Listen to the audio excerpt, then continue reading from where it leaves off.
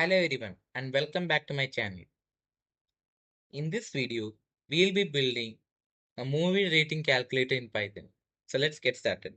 Let's open Visual Studio Code and let's create a new file and let's name it as movie rating calculator.py. So this program will ask the user to enter the rating of the movie, and then based on the user's rating, the program will calculate whether the movie is excellent, good, or not worth watching. So first of all, I'll create a variable and I'll name it as rating. Then I'll collect input from the user.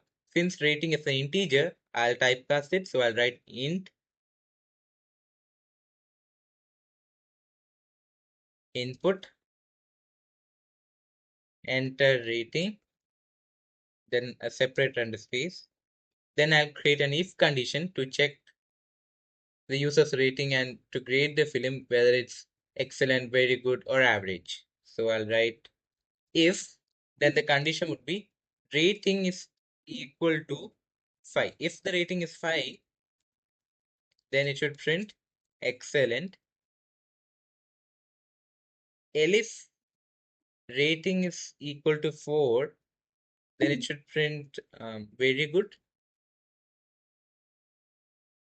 If rating is equal to 3, it should print average.